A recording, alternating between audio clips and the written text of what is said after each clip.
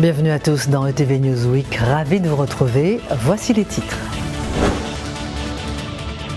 Les cours reprennent ce lundi dans une école et un collège de Pointe-à-Pitre, quelques jours après un double incendie a priori criminel. La tombe du général Richepanse profanée en pleine commémoration de l'abolition de l'esclavage. Si la controverse est entendue, la méthode est contestée. Automobile, les voitures électriques se font leur place en Guadeloupe. Au fil des années, le marché s'installe, les produits s'améliorent. Cassave fait la fête en Martinique juste après avoir célébré ses 40 ans en Guadeloupe à Capesterre. L'indétrônable groupe Star reviendra en décembre.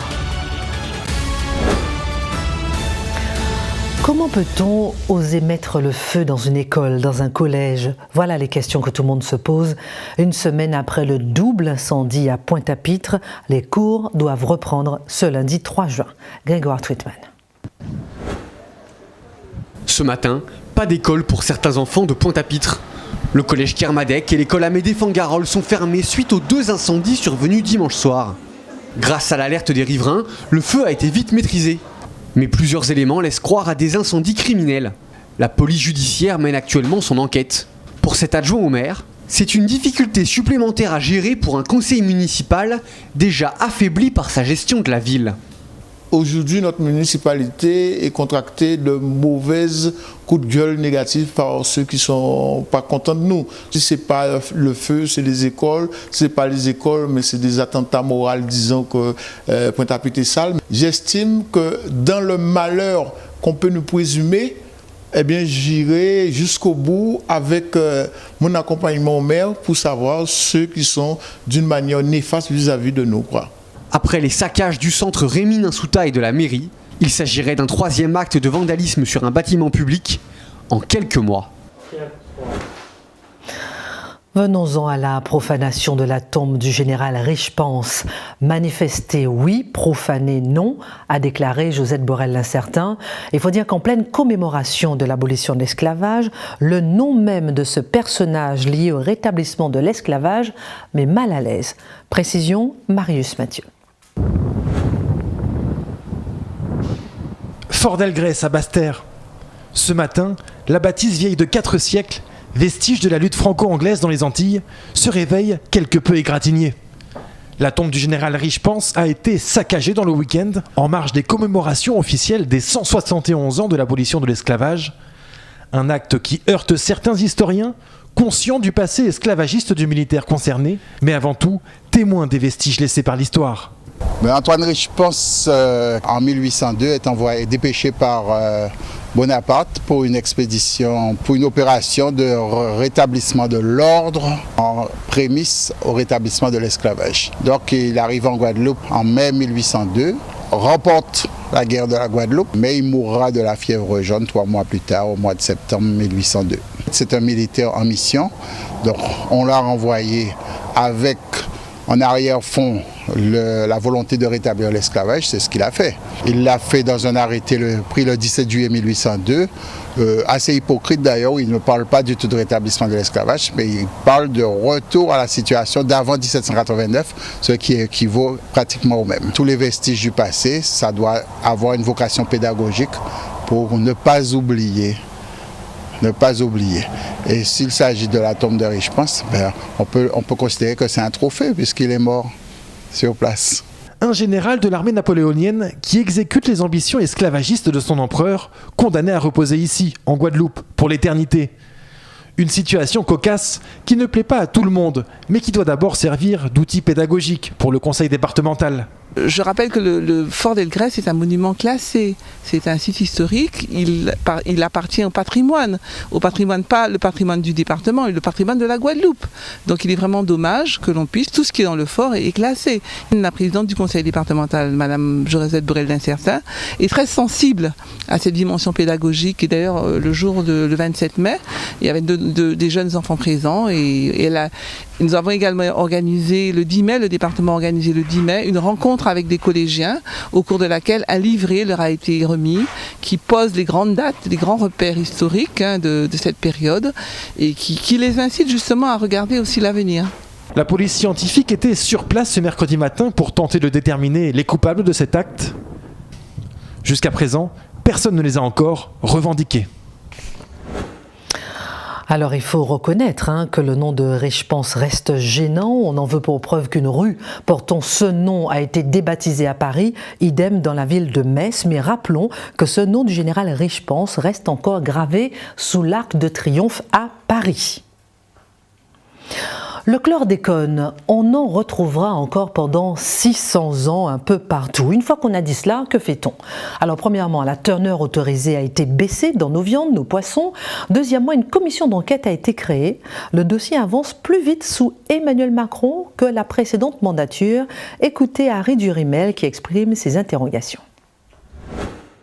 J'ai peur qu'on ne se serve de ce drame pour faire un combat tranché avec la Macronie.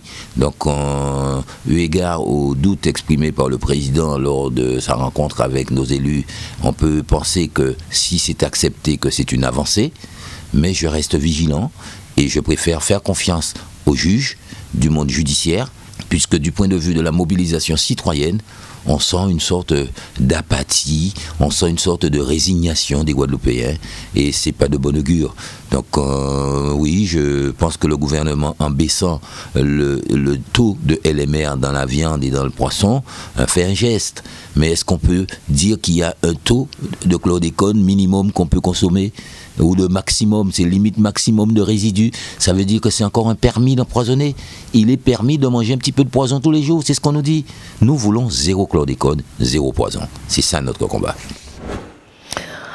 Acheter une voiture électrique en Guadeloupe, il y a quelques années, personne n'y pensait. Aujourd'hui, l'idée fait bien son chemin, un choix qui allie finalement écologie et économie. Reportage Grégoire Tweetman. Les voitures électriques séduisent les Guadeloupéens, à commencer par les professionnels.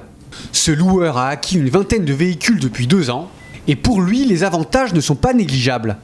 La solution électrique présente de véritables économies, pas d'entretien de bougies, pas d'entretien d'huile, pas d'entretien sur les plaquettes de frein, ce qui nous permet de préparer très rapidement nos véhicules et de les mettre à la disposition de nos clients avec une fiabilité qui défie finalement tout ce qui est gamme diesel et sans-plomb classique. Un avantage pour le loueur, mais aussi pour le client, car fini les pleins d'essence, et les dépenses pour les recharges sont très faibles.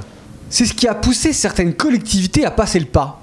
La ville de Sainte-Anne transforme peu à peu sa flotte de véhicules et produit elle-même l'électricité pour les alimenter. Concernant les véhicules électriques, nous avons fait l'acquisition de 2. Chaque année, nous allons faire l'acquisition au moins de 2 pour que nous ayons une flotte décarbonée.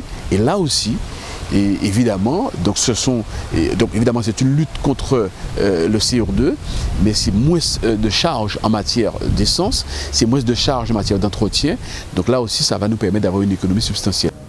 Un type de véhicule particulièrement adapté à notre archipel. Son autonomie va jusqu'à 300 km, quand notre distance moyenne parcourue en une journée ne dépasse pas les 50 km. Ce concessionnaire constate le rôle des professionnels dans le développement de ce marché. C'est une tendance mondiale dans un esprit à la fois économique, écologique, responsable. Il y a les collectivités qui sont des clients potentiels importants et qui pour certaines d'entre elles ont déjà passé le pas de se mettre à l'électrique parce qu'elles sont très incitées finalement par l'État à passer leur parc de véhicules à l'électrique. Et puis il y a aussi effectivement des sociétés qui ont compris que ça pouvait être un bon calcul économique de passer leur flotte en électrique. Et effectivement du coup ça permet d'avoir de plus en plus de voitures électriques sur la route et donc d'interpeller aussi les particuliers qui pourraient être intéressés pour ce passage à l'électrique. Même si l'augmentation des ventes est certaine, en 2018, les voitures électriques ne représentent que 135 ventes sur le département, moins d'1% du marché total. La ville du Gosier a lancé un concours d'orthographe. Ils étaient 16 mercredi à s'affronter en finale sur le thème culture et patrimoine. Grégoire Tweetman s'est rendu sur place. Les dernières corrections sur les copies avant de décerner les prix. La ville du Gosier organise aujourd'hui la 5e édition du prix Orthoboss, le grand concours d'orthographe. Sur une dictée d'un texte de Marie Scondé, la gagnante cette année c'est Emmanuelle. Elle est très fière de sa victoire. Je suis très contente d'avoir gagné parce que ça fait plaisir. En fait, je m'y attendais pas. Sur ma dictée aujourd'hui, j'ai fait 3 fautes. Donc j'ai fait une faute à Sarcelles, j'ai oublié le S, aussi à Battable. En fait, j'avais pas très bien entendu. Je pense aussi que c'est des fautes d'inattention parce que j'ai écrit doublon, enfin j'ai inversé le L apostrophe, je l'ai mis avant à la place de après. Je pense que aussi avec le stress, j'étais un petit peu stressée, donc ça m'a fait faire des fautes d'inattention. Aujourd'hui, cette discipline souvent délaissée par les collégiens devient ludique et amusante. C'est l'objectif de l'opération, selon les organisateurs.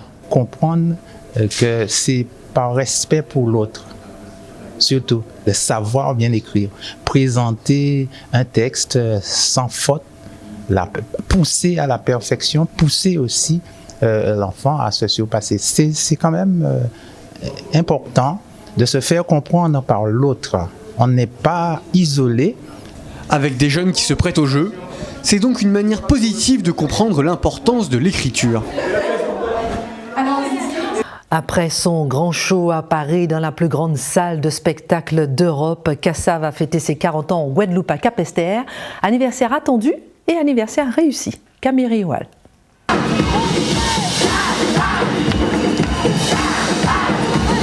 Ils étaient attendus depuis plusieurs heures dans l'enceinte du stade de Capesterre-Belle-Eau. Après le succès de leur concert à Paris, les membres du groupe Kassa vont fêter leurs 40 ans chez eux en Guadeloupe devant près de 12 000 personnes.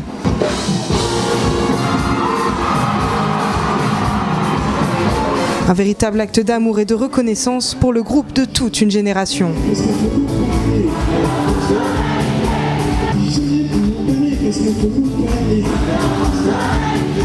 C'est bien de voir que les gens de chez nous, ils aiment bien notre musique et ils viennent encore, ils se déplacent pour venir voir nos concerts.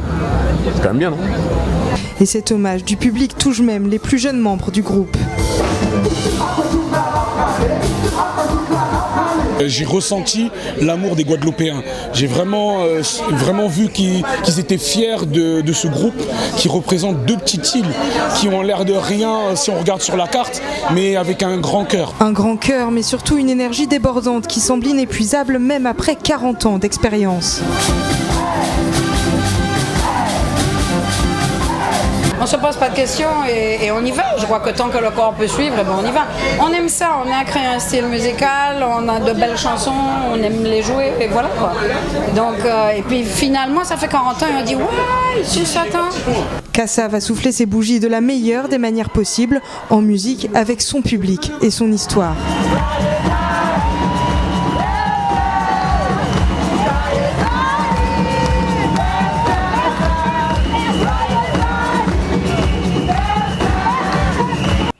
Kassa poursuit sa fête en Martinique et revient en Guadeloupe en décembre. Voilà, c'est la fin de cette édition. Excellente semaine à tous sur ETV.